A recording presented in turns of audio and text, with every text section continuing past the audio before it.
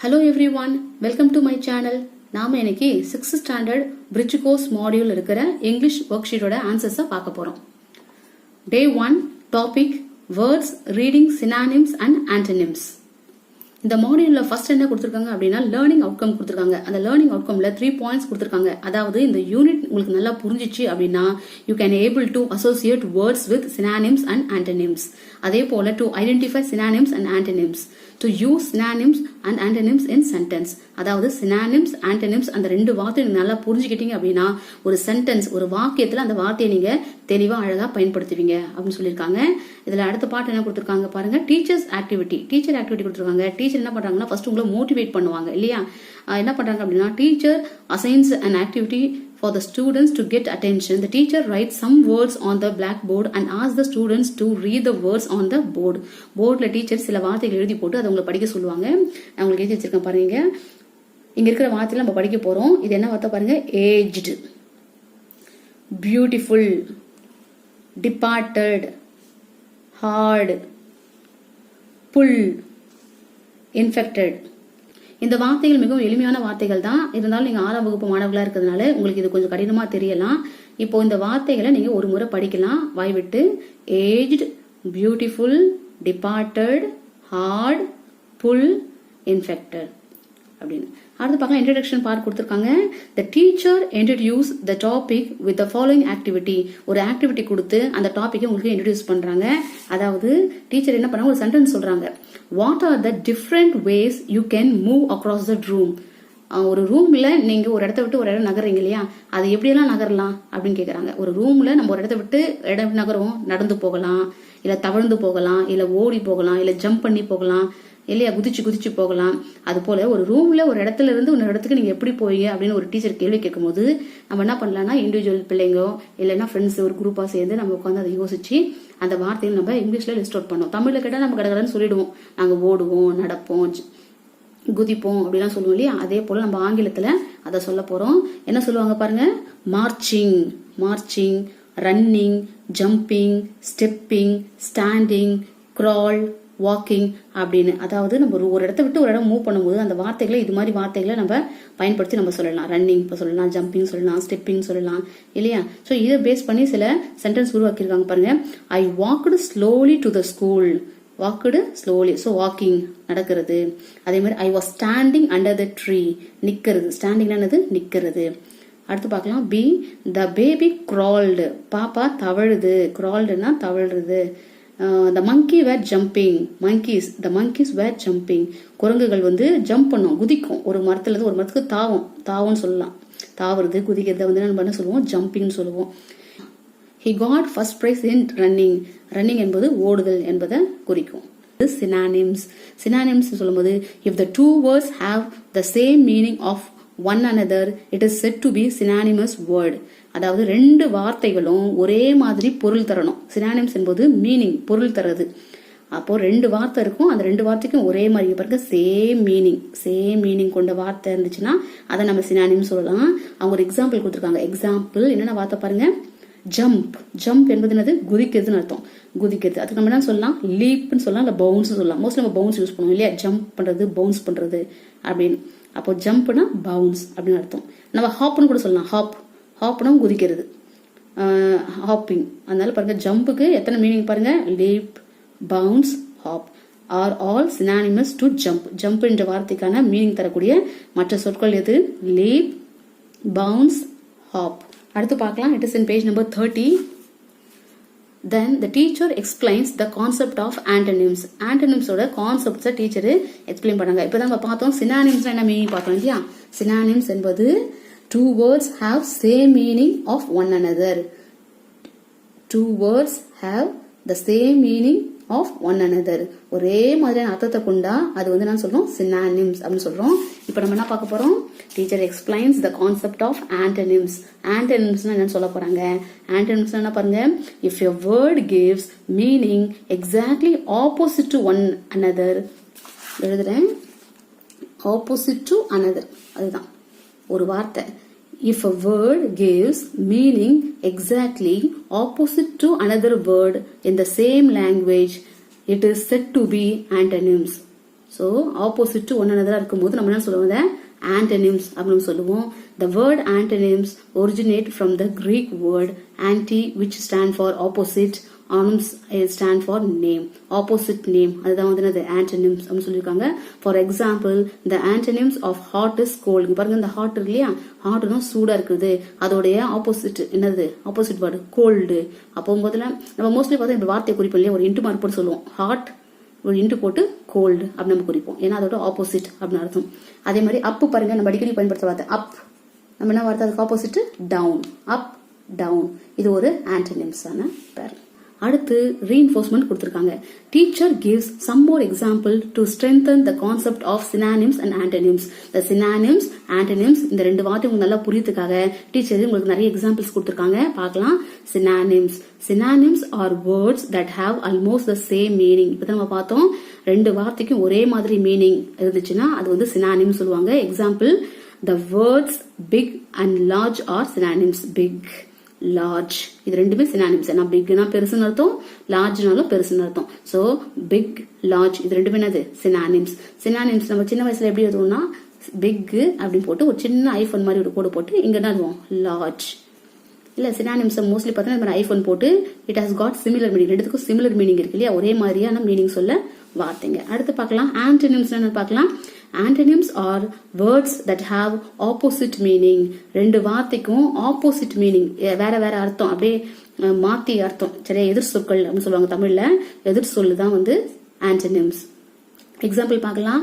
The words open and close are antonyms. இங்க பாருங்க, open, close. open என்பது திறப்பது, அதே க்ளோஸ் என்பது மூடுவது, திற மூடு அப்படின்னு சொல்லி திறக்கல் மூடுதல் அப்படின்னு. அதுதான் வந்து ஆப்போசிட் வேர்டுக்கு ஒரு எக்ஸாம்பிள். இங்கே நம்மளுக்கு ஒரு கொடுத்துருக்காங்க, பயிற்சி ஒன்று கொடுத்துருக்காங்க. Find and write whether each pair of words are synonyms or antonyms. If you need can refer the dictionary. அதாவது கீழே ரெண்டு வார்த்தை கொடுத்துருக்காங்க, அந்த ரெண்டு வார்த்தையும் சினானிம்ஸா இல்ல ஆன்டனிம்ஸா நீங்க கண்டுபிடிங்க அப்படின்னு சொல்லியிருக்காங்க. அப்படி உங்களுக்கு தேவைப்பட்டா நீங்க டிக்ஷனரியை ரெஃபர் பண்ணலாம் அப்படின்னு சொல்லியிருக்காங்க. நம்மளுக்கு முதல்ல நம்ம என்ன பண்ணணும் அப்படின்னா, பேசிக்கா சில வார்த்தை நம்மளுக்கு அர்த்தம் தெரியும், சில வார்த்தை நியூ வேர்ட்ஸா இருக்கும், ஹார்ட் வேர்ட்ஸா இருக்கும். அந்த சமயத்துல நம்ம கண்டிப்பா டிக்ஷனரியை ரெஃபர் பண்ணணும். டிக்ஷனரியை ரெஃபர் பண்ணாதான் நம்மளுக்கு நிறைய நியூ வேர்ட்ஸ் அதோட மீனிங்ஸ் எல்லாம் நமக்கு நல்லா தெரியும். சரிங்களா, நம்ம கொஸ்டின் போலாம். என்ன சொல்லிருக்காங்க பாருங்க. Question number 1, agree, disagree. ரெண்டு வார்த்தை கொடுத்துருக்காங்க. உங்களுக்கு அந்த வார்த்தை ரெண்டும் சினானிமா இல்ல ஆன்டனிம்ஸா தெரியணும் அப்படின்னா முதல்ல அந்த ரெண்டு வார்த்தைக்கான அர்த்தம் தெரியணும்.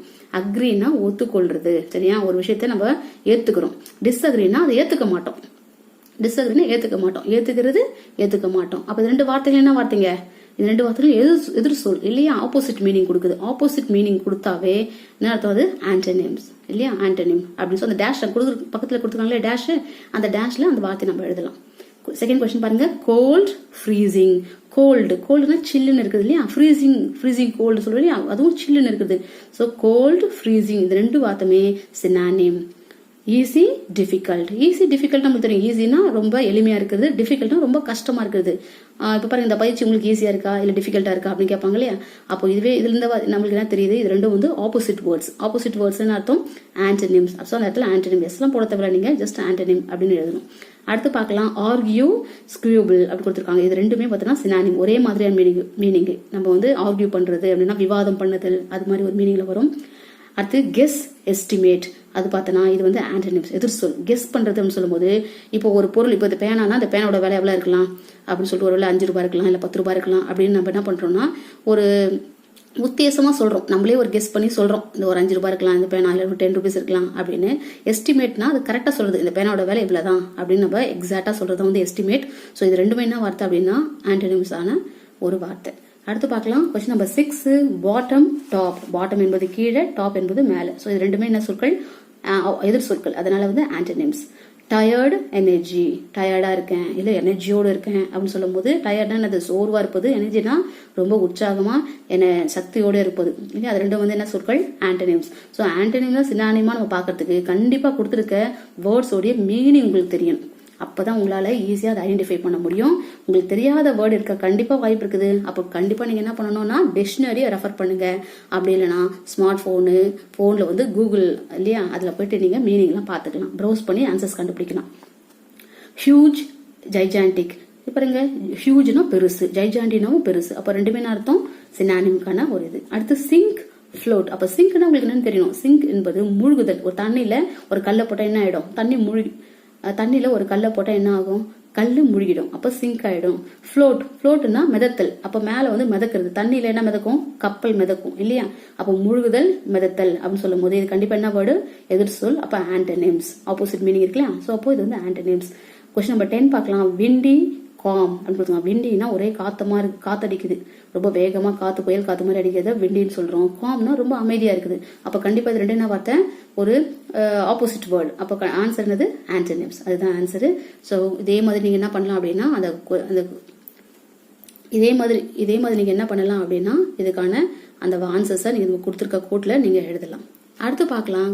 கொஸ்டின் நம்பர் 2ல ஸ்டூடெண்ட் ஆக்டிவிட்டி அப்படின்னு கொடுத்துருக்காங்க. அது நீங்க செய்ய வேண்டிய ஆக்டிவிட்டி உங்களுக்காக நான் படிக்கிறேன். Individual activity. அதாவது கீழே ஒரு பேராகிராஃப் கொடுத்துருக்காங்க. அந்த பேராகிராஃபை படிச்சுட்டு அந்த பேராகிராஃப்ல சில வார்த்தை போல்டு லெட்டர் கொடுத்துருக்காங்க. அந்த போல்டு லெட்டர் சரியா தெரியல, அதனால நான் என்ன பண்ணிருக்கேன் அப்படின்னா அந்த வார்த்தை உங்களுக்கு தெரியறதுக்காக நான் அண்டர்லைன் பண்ணி காட்டியிருக்கேன். இந்த வார்த்தைங்க, அந்த வார்த்தைக்கான மீனிங் கொண்டு இன்னொரு வார்த்தை எது சொல்றாங்க. அதாவது அவங்க ஒரு வார்த்தையை கொடுத்து ஒரு பேராகிராஃப் உருவாக்கியிருக்காங்க. நாம என்ன பண்ணணும் அப்படின்னா அண்டர்லைன் பண்ண அந்த வார்த்தைக்கு பதில் அதே மீனிங் கொடுக்கக்கூடிய, அதே ஒரு பொருள் கொடுக்கக்கூடிய இன்னொரு வார்த்தையை நம்ம அந்த இடத்துல போட போறோம். அப்ப நம்மளுக்கு நிறைய வொகாபுலரி, நிறைய வார்த்தைகள் வந்து நம்ம நிறைய கத்துக்கலாம். சரிங்களா. முதல்ல அவங்க கொடுத்துருக்க சென்டென்ஸ் நான் வாசிக்கிறேன். Raman was an aged man. Raman ஒரு வயசான மனிதர். He needed a aid of walking stick to walk around the garden. aid தான் அவருக்கு கையில வந்து உதவி செய்யறதுக்காக. அதாவது அவரால் தனியா நடக்க முடியாது. ஸோ நான் நடக்க முடியாது என்ன பண்ணுவாங்க, கையில வந்து ஒரு வாக்கிங் ஸ்டிக் வச்சுப்பாங்க இல்லையா. ஸோ எய்ட்னா உதவி செய்யறது. எது உதவி செய்யறதுக்கு, கார்டன்ல நடக்கிறதுக்காக அவர் கையில் ஒரு வாக்கிங் ஸ்டிக் வச்சுக்கிறாரு அப்படின்னு சொல்லியிருக்காங்க. அடுத்து he loved visiting his beautiful garden every morning. அவருக்கு வந்து அவருடைய அழகான அந்த தோட்டத்தை டெய்லியும் காலையில விசிட் பண்ணதுக்கு அவருக்கு ரொம்ப பிடிக்கும் அப்படின்றாங்க. he would arise and take his tea and go out into the garden. காலையில எழுந்த உடனே அவர் காஃபி குடிச்சிட்டு உடனே என்ன பண்ணுவாரு, வெளியே போவாரு. கோ அவுட்னா வெளியே போவாரு. எங்கன்னா டு த கார்டன், கார்டனுக்கு வெளியே போவாரு. he irrigated his plants himself. So அந்த பிளான்ஸை அவரே நல்ல தண்ணியெல்லாம் ஊற்றி பராமரிப்பாரு. he wanted to maintain his garden green and lovely all the time. அவருடைய கார்டனை வந்து எப்பவுமே வந்து அவரு நல்லா அழகா கிரீனாகவும் ரொம்ப அழகாகவும் இருக்கிறதுக்காக அவரு எல்லா முயற்சிகளும் செய்வாரு. The other members of the family were hardly interested in his garden. அவர் வீட்டில் இருக்கிற மற்ற ஆட்கள், மற்ற மெம்பர்ஸ், ஃபேமிலி மெம்பர்ஸ்க்கு வந்து அந்த கார்டனை பராமரிக்கக்கூடிய அந்த ஆர்வம் அவ்வளவா இல்லை. He often thought how his garden would be after he died. அவர் அடிக்கடி என்ன நினைப்பாருன்னு சொல்லும்போது நம்ம இல்லாதப்போ அந்த கார்டனை யார் பார்த்துப்பா, யார் மெயின்டைன் பண்ணுவா அப்படின்னு சொல்லிட்டு அவர் ரொம்ப அதை பத்தி வருத்தப்பட்டிருப்பாரு அப்படின்னு சொல்லி கொடுத்துருக்காங்க. ஸோ அந்த பேராகிராஃப்ல எங்கெங்க லைன் போட்டிருக்காங்களோ அந்த வார்த்தையை நம்ம எடுத்துட்டு அந்த வார்த்தையில அதுக்கான ஒரு சினானிம், ஒரு மீனிங்ஃபுல் அதர் வேர்டு நம்ம உள்ள புட்டப் பண்ண போறோம். நான் உங்களுக்காக அதை எழுதி வச்சிருக்கேன், நான் உங்களுக்கு காட்டுறேன் பாருங்க. அங்க வந்து அவ்வளவு இடம் இல்லை, அதனால நான் உங்களுக்கு தனியா ஒரு ஷீட்ல எழுதி வச்சிருக்கேன். என்னன்னா ஏஜ்டு. அப்ப இந்த ஏஜ்னு இருக்கு இல்லையா, அந்த இடத்துல நம்ம என்ன போடலாம், ஓல்டுன்னு போடலாம். அதாவது எப்படி எழுதணும்னு சொல்லும்போது Raman was an aged man அப்படின்னு இருக்கு. அந்த ஏஜ்டுக்கு பதில் நம்ம என்ன பண்ணலாம், இந்த இடத்துல நம்ம ஓல்டு. இப்ப சென்டென்ஸ் எப்படி உருவாகும், Raman was an old man அப்படின்னு எழுதணும். அந்த பேராகிராஃபை நீங்க தனியா ஒரு நோட்ல எடுத்து எழுதணும். எழுதும் போது இந்த அண்டர்லைன் பண்ண வேர்டுக்கு பதில் இந்த நியூ வேர்டை போட்டு ஒரு பேராகிராஃபை நீங்க உருவாக்கி எழுதணும். எனக்கு இங்க இடம் இல்லை, அதனால நான் அண்டர்லைன் பண்ண வேர்டுக்கான இதை மட்டும் நான் சொல்றேன் பாருங்க. என்னென்ன வேர்ட்ஸ் பாருங்க. ஏஜ்டு கொடுத்துருக்காங்க. ஏஜ்டுனா ஓல்டு. எய்டுனா ஹெல்ப். வாக்கு பதில் மூவ் போடுங்க. அதே மாதிரி பியூட்டிஃபுல் பதில் பிரிட்டி போடுங்க. டேக் பதில் கெட் போடுங்க. Gonna move. இரிகேட்டட்னா வாட்டர். அதே மாதிரி வாட்டர்னா தண்ணி ஊத்துறது. வாண்டட்னா நீடட். மெயின்டைன்னா ரீடைன் பண்றது. Lovely beautiful. Interested involved. Thought believe. Died pass away அப்படின்னு வார்த்தை. ஸோ நீங்க என்ன பண்ணலாம்னா இதை நீங்க தனியா ஒரு நோட்டு போட்டு நீங்க எழுதலாம். ஜஸ்ட் இந்த வர்புக்கை ஃபில்அப் பண்ணணும் அந்த நோக்கத்தோட எதையும் செய்யாதீங்க. Learn new words. கண்டிப்பா இங்கிலீஷை நல்லா அண்டர்ஸ்டாண்ட் பண்ணிக்கோங்க. அப்போதான் நீங்க அடுத்தடுத்த வகுப்புக்கு போகும்போது இது பயனுள்ளதா இருக்கும் உங்களுக்கு. ஃபியூச்சர்ல கண்டிப்பா இங்கிலீஷ் லாங்குவேஜ் நமக்கு தேவை இல்லையா. ஸோ அது கொஞ்சம் சின்சியரா சீரியஸா படிங்க. ஓகே, நம்ம அடுத்த கொஸ்டினுக்கு போகலாம். ஓகே, அடுத்து பாருங்க. Question number 2. Circle the antonyms for the words given on the லெஃப்ட்ல சில வார்த்தை கொடுத்துருக்காங்க, ஒரு 5 வேர்ட்ஸ் கொடுத்துருக்காங்க. Together, relax, avoid, fantasy, reward அப்படின்னு ஒரு 5 வேர்ட்ஸ் கொடுத்துருக்காங்க. அந்த 5 வேர்ட்ஸுக்குரிய ஆன்டனிம்ஸ் பக்கத்துல 4 வார்த்தை கொடுத்துருக்காங்களே ஆப்ஷன்ஸ், அந்த 4 ஆப்ஷன்ஸ்ல எந்த ஆப்ஷன் வந்து ஆன்டனிம் எதிர் சொல் ஆப்போசிட் மீனிங் தரக்கூடிய வார்த்தை எழுத சொல்லிருக்காங்க. பாருங்க, டுகெதர்னா ஒன்னா இருக்குது, எல்லாரும் ஒன்னா இருக்கலாம்னா டுகெதர். அப்போ அதுக்கு ஆப்போசிட்டான வேர்டு என்னது? செப்பரேட், தனித்தனியா இருக்கலாம். ரிலாக்ஸ்க்கு ஆன்சர்னா ஆப்போசிட் வந்து வரி. ஏன்னா ரிலாக்ஸ்னா எந்தவித கவலை இல்லாம ரொம்ப ஜாலியா நிக்கிறது, கால் மேல காலை போட்டு படுத்துருக்குது, அதுதான். வரின்னா கவலையோடு இருக்கிறது. ஸோ அதுதான் வந்து ஆப்போசிட் மீனிங். அவாய்ட்னா வேணாம் அப்படின்னு ஒதுக்குறது, அதுக்கு ஆப்போசிட் வந்து அக்செப்ட், ஏத்துக்கிறது. வேணும், எடுத்துக்கிறேன், நான் செஞ்சுக்கிறேன் அப்படின்னு நம்ம ஒத்துக்கிறது, அதை வந்து அக்செப்ட். ஃபேண்டசி வந்து ஒரு மாயாஜால உலகத்துல நம்ப முடியாத சில எண்ணங்களோட நம்ப முடியாதபடி நம்ம சிந்திக்கிறது. அதே ரியல் சொல்லும்போது நிஜத்தில் நடக்கக்கூடியது, ஒரு நார்மலான ஒரு லைஃப், அதான் வந்து ரியல். அடுத்து ரிவார்டு என்பது என்னது? ரிவார்டு என்பது ஒரு பரிசு இல்லையா? ஒரு நல்லது செஞ்சா ஒரு ரிவார்டு கிடைக்கும். அதே பனிஷ்மெண்ட் சொல்லும்போது அது வந்து ஒரு தவறு செஞ்சா நம்மளுக்கு என்ன கிடைக்கும்? தண்டனை கிடைக்கும். நல்லது செஞ்சா ரிவார்டு கிடைக்கும், தவறு செஞ்சா பனிஷ்மெண்ட் கிடைக்கும். ஸோ ரிவார்டு தண்டனை, அதே மாதிரி தண்டனை இது வந்து பரிசு. இது ரெண்டும் வந்து ஆப்போசிட்டான மீனிங். அது மாதிரி நீங்க அழகா அலைன் பண்ணி காட்டுங்க. ஏன்னா சர்க்கிள் பண்ண சொல்லியிருக்காங்க கொஸ்டின்ல. இப்போ நீங்க நல்லா புரிஞ்சாதான் நீங்க செய்ய முடியும் இல்லையா? சர்க்கிள் தான் ஆன்டனிம். ஸோ ஆன்சரை நான் சர்க்கிள் பண்ணி உங்களுக்கு காட்டியிருக்கேன். நீங்களும் ஆன்சர்ஸை சர்க்கிள் பண்ணுங்க. அடுத்து பார்க்கலாம். Roman letter 2ல பேர் ஆக்டிவிட்டி அப்படின்னு கொடுத்துருக்காங்க. Rewrite the bolt word using synonyms and antonyms. One is done for you. அதாவது ஒன்று வந்து அவங்களுக்கு நம்ம செஞ்சு காட்டியிருக்காங்க. ஒரு எக்ஸாம்பிளுக்கு இங்கே பாருங்க, ஒரு ஸ்டேட்மெண்ட் இருக்கு, இங்க பாருங்க ஒரு சென்டென்ஸ் இருக்கு. The bus departed on time. Departed என்பது சரியான நேரத்துக்கு வெளியே போறது. டிபார்ட்டட் என்பது பஸ் வந்து இப்போ பஸ் டிப்போ இல்ல பஸ் ஸ்டாப்பிங்ல கரெக்டா வெளியே போயிடுச்சு. டிபார்ட்டட் கிளம்பிடுச்சு, அதான் வார்த்தை, கிளம்பிடுச்சு பஸ். அப்போ பாருங்க இதுக்கான மீனிங் என்ன வார்த்தைன்னா லெஃப்ட். டிபார்ட்டட்னா கிளம்பிடுச்சு, அப்ப லெஃப்ட்னா கிளம்பிடுச்சுன்னு அர்த்தம். அப்ப அதுக்கு ஆப்போசிட் வந்து அரைவ்டு, இப்பதான் வந்துச்சுன்னு அர்த்தம். பஸ் இப்பதான் வந்திருக்கு அப்படின்னு. கிளம்பிடுச்சுன்னு கொடுத்தா லெஃப்ட்னு அர்த்தம். ஸோ மீனிங்க்கு லெஃப்ட்னு போடுங்க. ஆன்டனிம்ஸ்னா அரைவ்டுன்னு போடணும். அவங்க ஒரு சென்டென்ஸ் உருவாக்கியிருக்காங்க. ஜஸ்ட் நம்ம அந்த வார்த்தை மட்டும் எழுதக்கூடாது, அந்த சென்டென்ஸே அப்படி நம்ம ரீமேக் பண்ணணும். எப்படின்னா த பஸ் மீனிங் என்ன வார்த்தை? Left. So the bus left on time அப்படின்னு எழுதணும். அதே ஆப்போசிட் வேர்டு எங்க போடலாம்? The bus arrived on time அப்படின்னு ஒரு எக்ஸாம்பிள் கொடுத்துருக்காங்க. இதே போல நான் என்ன பண்ணிருக்கேன், அவங்க ஒரு கொஸ்டின் நம்பர் 2, 3, 4, 5 கொடுத்துருக்காங்க, நான் செஞ்சிருக்கேன் பாருங்க. முதல்ல அந்த கொஸ்டினை ஃபோக்கஸ் பண்றவங்களுக்காக. He was pleased at her behaviour. அதாவது ஹி வாஸ் பிளீஸ், ஒரு பையன் இருக்கான், ஒரு பொண்ணு இருக்காங்க. ஏன்னா ஹீனா பையன், ஹர்னா பொண்ணு இல்லையா? ஸோ பையன் பொண்ணு இருக்காங்க. ஸோ அந்த பையனுக்கு அந்த பொண்ணோட பிஹேவியரை பார்த்து பிடிச்சு போயிருக்கு. நல்லா இருக்கு பிஹேவியர், நாட் பேட், நல்ல பிளீஸ்டு அப்படின்னா. அப்ப அந்த பிளீஸ்டுனா என்ன அர்த்தம் உங்களுக்கு தெரியணும். பிளீஸ்டுனா ஹாப்பின்னு அர்த்தம். பிளீஸ்டு என்ன அர்த்தம்? ஹாப்பின்னு அர்த்தம். அப்ப அந்த ஹாப்பிக்கு ஆப்போசிட் வார்த்தை என்னது? சேட். ஹாப்பினா சந்தோஷம். அந்த பொண்ணோட பிஹேவியர் நடத்தையை பார்த்தோம்னா அவனுக்கு ரொம்ப சந்தோஷம். ஓகே, அந்த பொண்ணு நல்லா இருக்கு, அமைதியான பொண்ணா இருக்கு, நல்ல பொண்ணா இருக்கு அப்படின்னு சந்தோஷப்படுறது வந்து ஹாப்பி. ஏன் அதுக்கு ஆப்போசிட்டா துக்கப்படுறது வந்து என்னது? வருத்தப்படுறது, கவலைப்படுறது வந்து சேட் இல்லையா? நமக்கு எது பாருங்க, துக்கம், வருத்தம், கவலை, இதெல்லாமே வந்து ஒரே மாதிரி மீனிங் தரக்கூடிய சொற்கள். அதே போல ஆங்கிலத்துல நிறைய வார்த்தைங்க இருக்கு. வாங்க நம்ம சென்டென்ஸ் உருவாக்கலாம். He was pleased at her behaviour அப்படின்னு கொடுத்துருக்காங்க. நான் சினானிம் அந்த வேர்டு அதோட மீனிங் போட்டு சென்டென்ஸ் அப்படியே எழுதிருக்கேன். எல்லாத்தையும் நான் அப்படியே தான் எழுத போறேன். He was happy at her behaviour. இங்க பாருங்க எழுதிருக்கேன் நான். He was happy at her behaviour. அதுக்கு ஆப்போசிட் என்னது? Antonym. He was sad at her behaviour. அதே மாதிரி அடுத்த கொஸ்டின் பார்க்கலாம். Question number 3. What he did was moral. அவன் செஞ்சது மாரல், அது ஏத்துக்கூடியது. மாரல்னா அது நியாயமானது, நல்லது அப்படின்னு சொல்றாங்க. அப்ப அதுக்கான மீனிங் பாருங்க. சினானிம்ஸ்ல what he did was ethical. ஏத்துக்கக்கூடியது, தர்மம், நியாயம் அப்படின்னு அர்த்தம். அதே வந்து ஆப்போசிட் வந்து மாரலுடைய ஆப்போசிட் பக்கத்துல இம் போடலாம். இம் போட்டு இம்மாரல், ஏத்துக்க முடியாதது, சரியில்லை, அது எப்பவுமே நடக்கக்கூடாது, அது மாதிரி விஷயம். What he did was immoral. அவன் செஞ்சது இம்மாரலான ஒரு விஷயம் அப்படின்னு கொடுத்துருக்காங்க. அடுத்து பார்க்கலாம். Question number 4. You shouldn't obey your teacher. நீ டீச்சர் பேச்சை கேட்கக்கூடாது அப்படின்னு. ஒபேனா அந்த சொல் பேச்சை கேட்கறது இல்லையா? என்ன சொன்னதை செய்யறது, அதான் ஒபே பண்றது. இப்போ ஷுடன்ட் ஒபே யுவர் டீச்சர்னு கொடுத்துருக்காங்க. அப்போ அந்த ஒபே அந்த வார்த்தையை பார்க்கலாம். அந்த ஒபே வார்த்தைன்னு அர்த்தம்னா ஃபாலோ பண்றது. டீச்சர் சொல்றாங்க, டீச்சர் என்ன விஷயம் சொன்னாலும் நம்ம அதை ஃபாலோ பண்றோம், ஏத்துக்கிறோம். அதை தொடர்ந்து நம்ம அதே போல செய்யறது வந்து ஃபாலோன்னு அர்த்தம். அவங்க அந்த ஒபேவோட ஆப்போசிட் வேர்டு வந்து டிஸ்ஒபே. ஒபேயோட opposite word disobey. Okay, dis வந்து ஒபேக்கு முன்னாடி டிஸ் போடுங்க, DIS போட்டா போதும், டிஸ் ஒபே. பாருங்க சென்டென்ஸ் நான் ஃப்ரேம் பண்ணிருக்கேன். You shouldn't follow your teacher, அது வந்து சினானிம் சென்டென்ஸ். அடுத்து ஆன்டனிம்ஸ்க்கு you shouldn't disobey your teacher, அதுதான் வந்து ஆன்டனிம் சென்டென்ஸ்.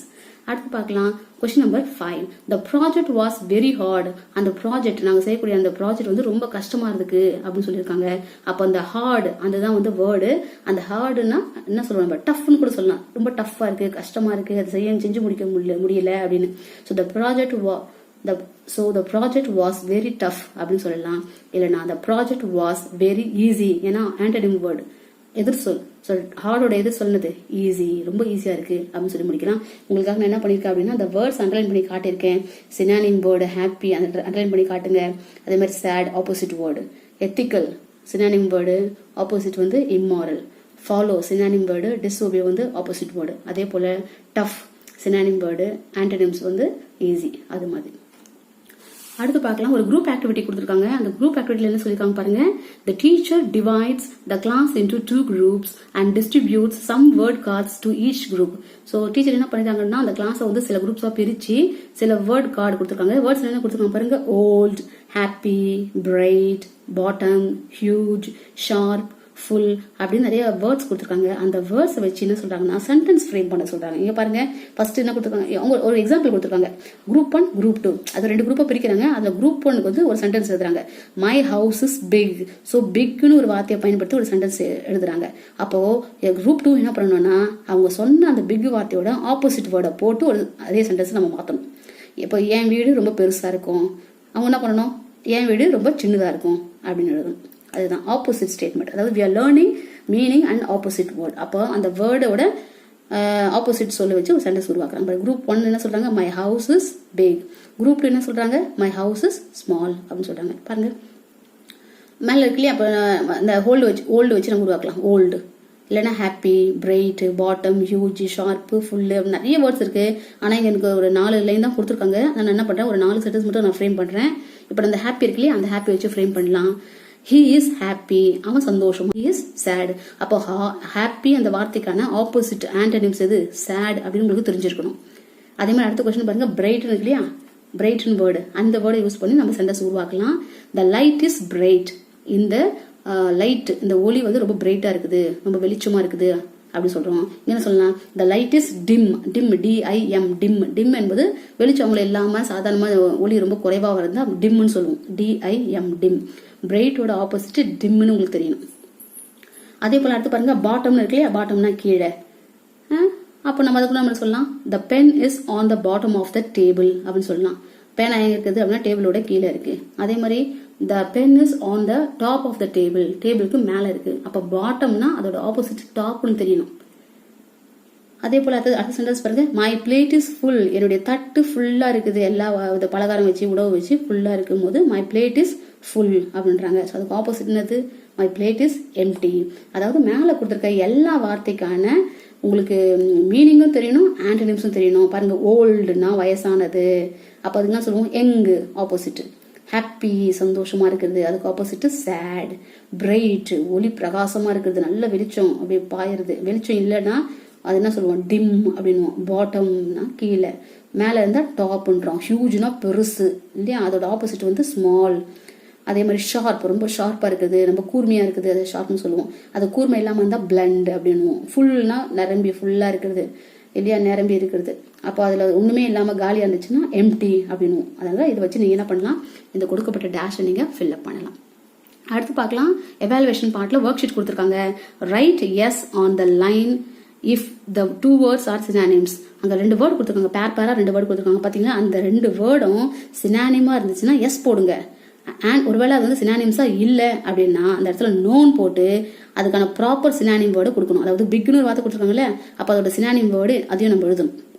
சினானிமா இருந்துச்சு, கரெக்டா இருக்குது, அதுக்காக சினானிம்ஸ் இருந்துச்சுன்னா என்ன பண்ணணும், டேஷ்ல வெறும் எஸ் மட்டும் போட்டு விட்டுடலாம். ஒருவேளை அது சினானிம்ஸா இல்லைன்னா நோன்னு போட்டு அந்த சினானிம் வேர்டையும் எடுத்து எழுதணும். சரி வாங்க கொஸ்டினுக்குள்ள போலாம். Question number 1, big, small. இங்க பாருங்க, இது 2 சினானிம் வேர்டா, ஒரே மாதிரி சொல்ல மீனிங்குள்ள வேர்டா. பிக்னா பெருசு, ஸ்மால்னா சிறுசு இல்லையா, பெரியது சிறியது. அது கண்டிப்பா வந்து ஒரே மாதிரி சொல்லு கிடையாது, அது ஆப்போசிட் மீனிங். இல்லையா, பெருசு, பெரியது, சிறியது. அப்போ இது வந்து எதிர் சொல். அப்போ இது சினானிம்ஸா இல்லை. அப்போ நம்ம என்ன பண்ணோம், நோன் போட்டு அந்த பிக்குக்கு என்ன வேற வார்த்தை மீனிங்கு ஹியூஜ்னு சொல்லலாம், இல்லை லார்ஜ்னு சொல்லலாம். நீங்கள் 2 சினானிம் வேர்டு எழுதணும் அவசியம் இல்லை, எதனா 1 எழுதுனா போதும். பட் நான் உங்களுக்காக எழுதியிருக்கேன் சும்மா. ஸோ பிக்கோட சினானிம் வேர்டு வந்து ஹியூஜ். இங்கே பாருங்க, அடுத்து பாருங்க கொஸ்டின் நம்பர் 2, ஹாப்பி, சேட். இது கூட பாருங்களேன், ஹாப்பினா சந்தோஷப்படுறது, சேட் அப்படின்னா துக்கப்படுறது. ரெண்டும் பார்த்தோன்னா ஆப்போசிட் மீனிங். அப்போ இது சினானிமான்னு கேட்குறாங்க. அப்போ நம்ம என்ன சொல்லணும், நோ அப்படின்னு சொல்லிட்டு ஹாப்பிக்கு இன்னொரு வார்த்தை என்னது, ப்ளீஸ்டு அப்படின்னு சொல்லலாம். நம்ம ஆல்ரெடி முன்னாடி மேலேயே பார்த்துருக்கோம், ஹாப்பிக்கு ப்ளீஸ்டு அப்படின்னு அர்த்தம்.